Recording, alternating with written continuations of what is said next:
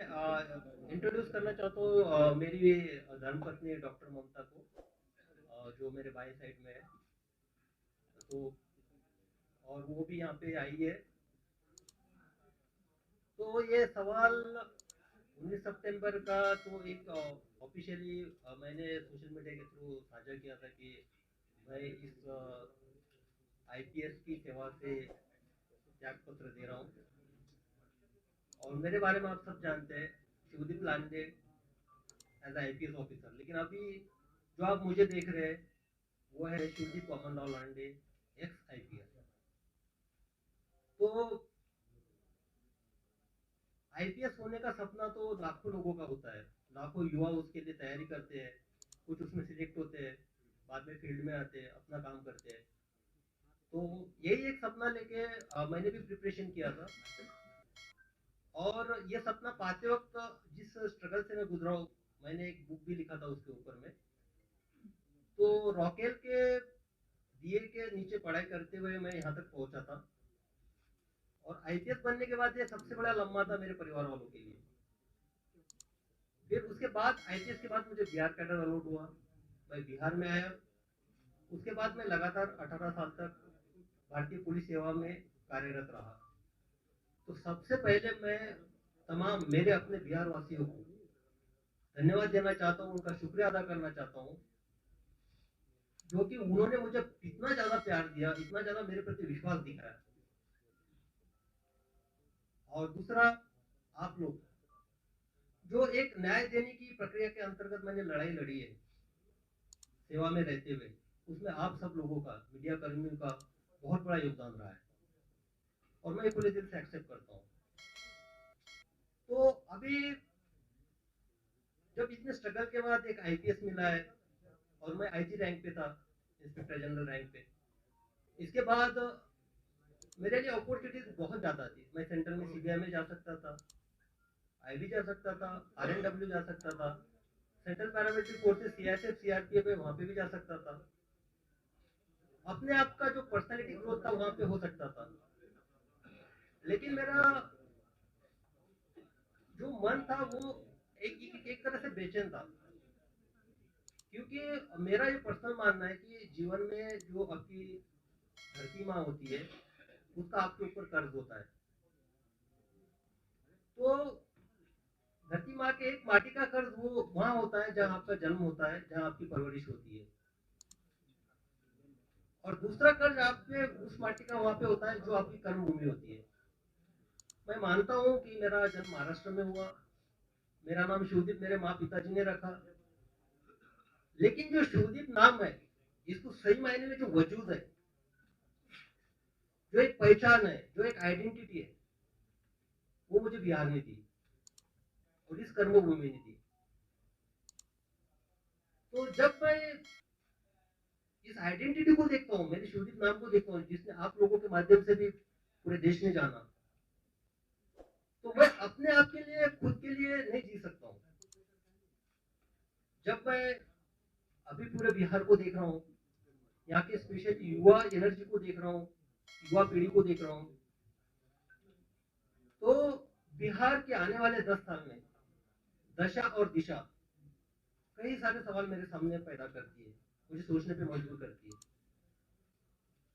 तो मुझे लगा कि सिर्फ सेवा में रह के मैं अपने आप को ग्रोथ से ज्यादा जिस माटी का कर्ज मेरे ऊपर है उसके तरफ क्यों ना एक कदम उठाओ। क्यों ना वो बिहार की दशा और दिशा में जो युवा ऊर्जा है, युवा एनर्जी है, उसको चैनलाइज के तौर पे एक माध्यम बनूं। तो फिर मैंने डिसाइड कर लिया कि निस्वार्थ सेवा देनी है।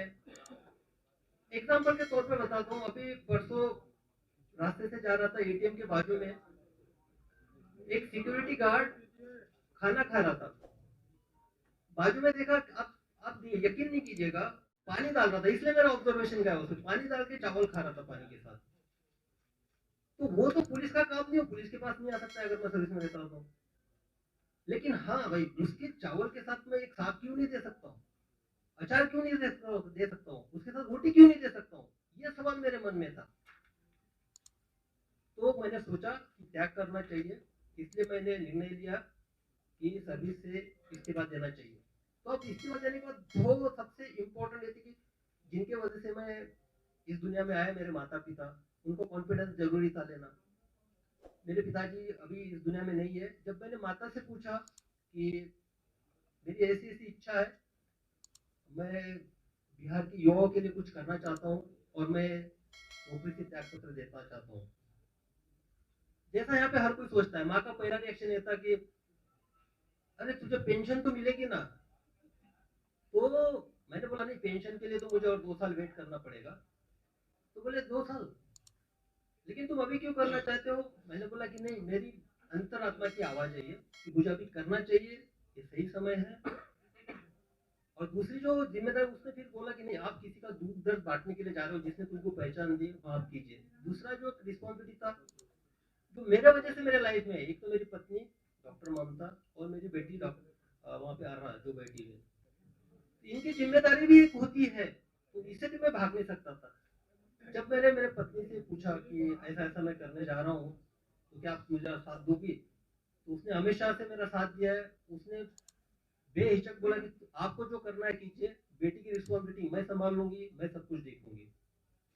तो जब मुझे दोनों साइड से क्लियरेंस मिल गया, मैंने रिजाइन कर दिया और यहाँ पे मैं आपके सामने आज एक आईपीएस के तौर पे बैठा हूँ, आपसे बात कर रहा हूँ। अब मैं करने क्या जा रहा हूँ, ये सबका सवाल है, सब पूछ रहे थे क्या करने वाले हो।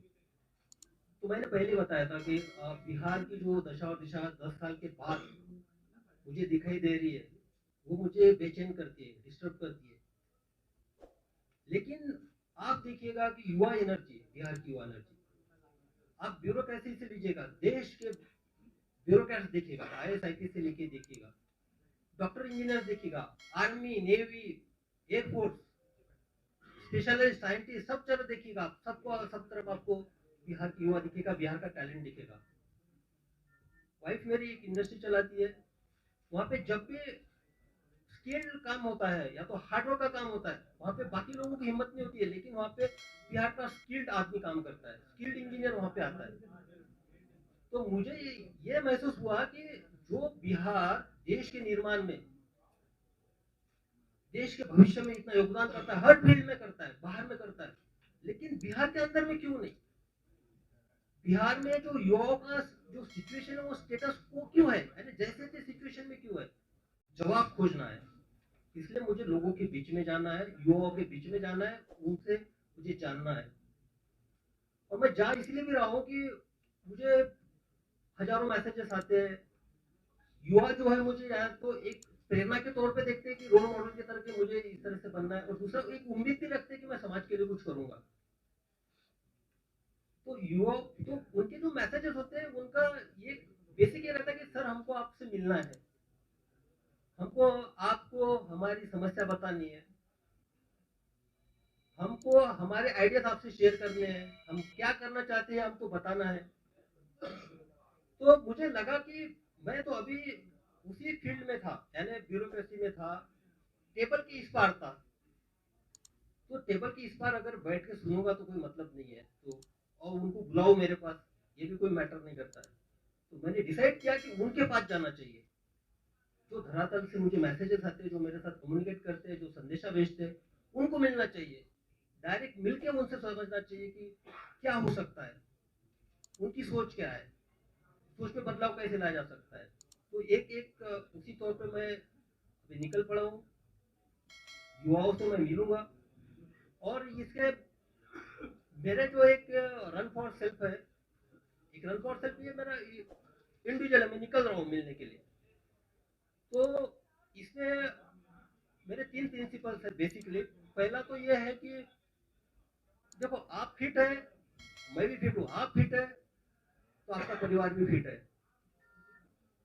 और सबसे बेसिक जो है पूरे इसका रन फॉर सेल्फ का फाउंडेशन ये है, मैं किसी को क्रिटिसाइज नहीं कर रहा हूँ, ना मुझे किसी सरकार पे बात करनी है, ना मुझे व्यवस्था पे बात करनी है, ना मुझे किसी की कमियां गिनानी है, ना मुझे किसी के पॉजिटिव नेगेटिव पॉइंट्स गिनाने हैं। मुझे सिर्फ ये बताना है कि भाई आप इंडिविजुअली अपने आप में क्या बदलाव ला सकते हो, और वो शुरुआत अपने आप से करनी है। तो उसी के तौर पे बदलाव आपसे तभी चालू होगा आप पहले फिट हो गए। फिट होने में इसका मतलब नहीं कि आपको कुछ बॉडी वॉडी बनाना है या ये करना है। फिट में आप फिजिकली कितने फिट रह सकते हो। मैं भी जो सेवा दे पाया हूँ फिटनेस के तौर पे दे पाया हूँ, एक निरोगी के तौर पे। इसलिए मेरे एक इसका पार्ट ये भी कि मैं 20 किलोमीटर दौड़ूंगा। जो पूरे बिहार का मेरे सामने एक प्लान है, उसके हिसाब से मैं 20 किलोमीटर एक जगह दौड़ूंगा, बाद में दूसरे डिस्ट्रिक्ट में दौड़ूंगा, हर जिला को मैं टच करूंगा। और उसके साथ दूसरा जो है, आप मेंटली फिट भी होना चाहिए, साइकोलॉजिकली फिटनेस चाहिए यहाँ पे। वो जो स्टेटस को की मैं बात कर रहा हूँ, जैसे थी सिचुएशन की, तो भाई मैंने देखा है आप लोगों में एनर्जी देखी है। मैं जब पटना से ट्रांसफर हो गया था मेरा, why Patna is crying for this cop, एक आर्टिकल छपा था नेशनल लेवल पे टाइम्स ऑफ इंडिया में, हाहाकार मच गया था, लोग रो रहे थे ट्रांसफर के बाद। और वो लोग कौन थे? वो लड़के थे, स्टूडेंट थे, जो 14 दिन तक 4 या 5 डिग्री सेंटीग्रेड में अपना अंचल पे बैठे थे 9 दिन तक। क्या था उनका? मैंने पासपोर्ट बनाया था या किसी को मैंने केस से निकाला था, उनके लिए मैंने क्या किया था। लेकिन वो मेरे लिए सामने आए थे, उन्होंने अपना एक रजिस्टर दिखाया था कि ट्रांसफर के प्रति। उनके जो आंसू है, वो आंसू मेरी जिम्मेदारी और बढ़ाते हैं। देखो आपका कोई खून का नहीं है, आपका कोई रिश्तेदार नहीं है, आपका कोई सगा सोरा नहीं है, और आपके लिए रो रहा है, तो जिम्मेदारी और आप पे बढ़ती है।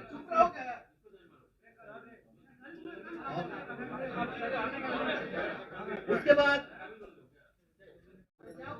एक डेडिकेशन है, एक साहस है जो मुझ में मैं युवाओं में भी देखना चाहता हूँ, इसलिए उनको साइकोलॉजिकली फिट देखना चाहता हूँ। तीसरा सबसे इंपॉर्टेंट जो एस्पेक्ट है मेरा, वो है अवेयरनेस का।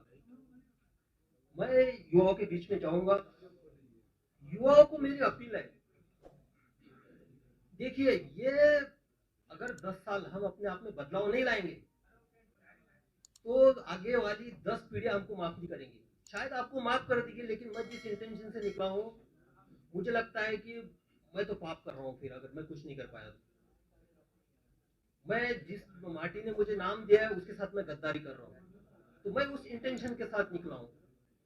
तो लोगों से इंटरेक्शन करना है, स्पेशली युवाओं से, जो 10 साल के आगे की जनरेशन को एक नए मुकाम पे जाए, यहाँ की दशा दुशा को बदलने की कोशिश करे।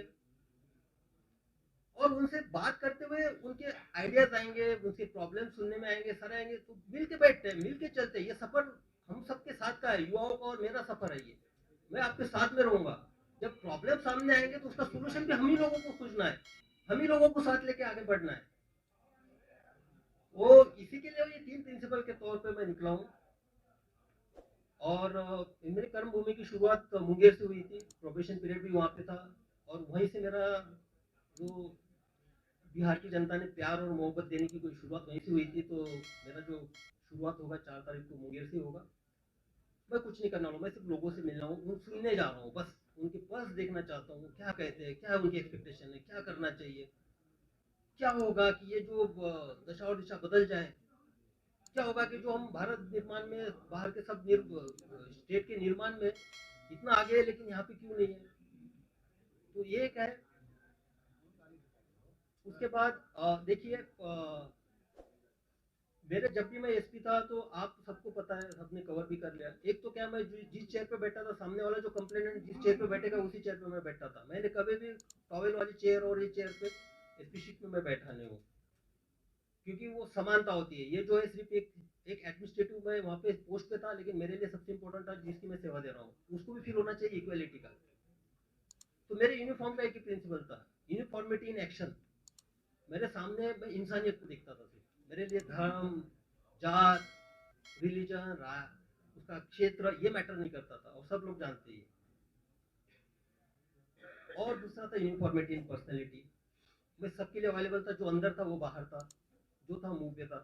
तो वहां पे देखा, जब मैं दरवाजा, मेरा दरवाजा ऑफिस का हमेशा खुला रहता था, कभी उसको डोर नहीं लगता था उसमें। जब ऑफिस से मैं निकलता था तभी डोर लगता था, तो मुझे सामने दिखाई देते थे। जब मैंने सब लोगों को इंटरेक्शन है, सीधा आप आइए, कंप्लेंट बताइए, किसी आपको मीडिएटर की लेने की जरूरत नहीं है, क्योंकि आपको आवाज आनी चाहिए, आपकी आवाज मुझे सुनना है, आपकी आवाज मुझे बनना है, फिर न्याय देने की कोशिश करनी है। इसी तरह मुझे लगा कि किसी के थ्रू नहीं बात करते, जो बात करनी है सीधा बात करते हैं। इसलिए एक ऐप डेवलप किया, और मैं बता देना चाहता हूँ कि ये जो ऐप डेवलप किया उसका नाम है कनेक्ट विद शिवदीप, और वो बिहार के लड़कों और लड़कियों ने किया है। उन्होंने क्या ना, बिहार के लड़के लड़के वो सामने आए, जब मैंने उनके सामने एक आइडिया रखा, बोले कि नहीं सर हम डेवलप करते हैं।